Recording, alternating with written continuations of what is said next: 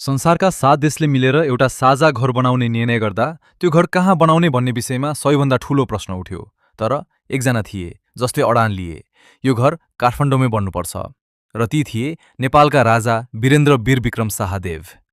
आज दक्षिण एसियाका करिब 1.7 अर्ब मानिसको साझा संस्था सार्कको राजधानी काठमाडौँमा छ। तर यो कुनै संयोग होइन, यो एक राजाको दशकौंको दूरदृष्टि र कूटनीतिक सङ्घर्षको परिणाम हो। सन् 1977 त्यो समय सार्क भन्ने शब्द नै अस्तित्वमा थिएन। भारत र पाकिस्तान कट्टर शत्रु, दक्षिण एसिया पूर्ण रूपमा विभाजित। यही बेला काठमाडौँमा भएको अन्तर्राष्ट्रिय बैठकमा राजा वीरेन्द्रले एउटा साहसी प्रस्ताव राखे। दक्षिण एसियाका देशहरूले मिलेर नदी, पानी र प्राकृतिक स्रोतको साझा उपयोग गर्नुपर्छ। हामीलाई एउटै क्षेत्रीय संस्था चाहिन्छ।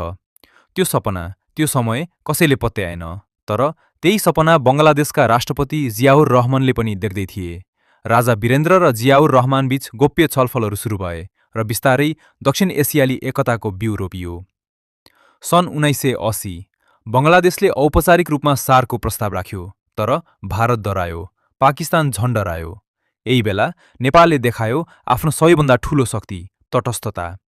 राजा वीरेन्द्रले भने, नेपाल कसैको पक्षमा छैन, हामी सबैका मित्र हौं। बिस्तारै देशहरू सहमत हुँदै गए। सन् 1985 डिसेम्बर 8 ढाकामा पहिलो सार्क शिखर सम्मेलन सम्पन्न भयो। इतिहास बन्यो। दक्षिण एसियाका 7 राष्ट्र पहिलो पटक एउटै छानामुनि। राजा वीरेन्द्रको सपना साकार भयो। तर अझै एउटा ठूलो निर्णय बाँकी थियो। सार्कको मुख्यालय कहाँ राख्ने? बङ्गलादेशले भन्यो ढाका, तर अन्तिम निर्णय काठमाडौँ। किन? किनकि भारत र पाकिस्तान दुवैले एउटै देशलाई विश्वास गरे, नेपाललाई। सन् 1987 काठमाडौँमा सार्क सचिवालय स्थापना भयो। दक्षिण एसियाका सबै देशका प्रतिनिधिहरू काठमाडौँमा बस्न थाले। आज अमेरिका, चीन, जापान, युरोपेली सङ्घ जस्ता शक्तिशाली राष्ट्रहरू पनि पर्यवेक्षकको रूपमा काठमाडौँ आउँछन्। सोच्नुस्, संसारको करिब 21% जनसङ्ख्या प्रतिनिधित्व गर्ने संस्था हाम्रो काठमाडौँमा छ। यो केवल सम्मान होइन, यो नेपालको कूटनीतिक विजय हो। आज सार्क कमजोर देखिए पनि नेपाल अझै यसलाई जीवित राख्दैछ, किनकि यो केवल संस्था होइन, यो राजा वीरेन्द्रको सपना हो, नेपालको पहिचान हो। जब तपाईँ बानेश्वरमा रहेको सार्क भवन देख्नुहुन्छ, त्यो केवल भवन होइन, त्यो 10 वर्षको सङ्घर्ष हो, त्यो विश्वासको प्रतीक हो, त्यो सानो देशको ठूलो जित हो।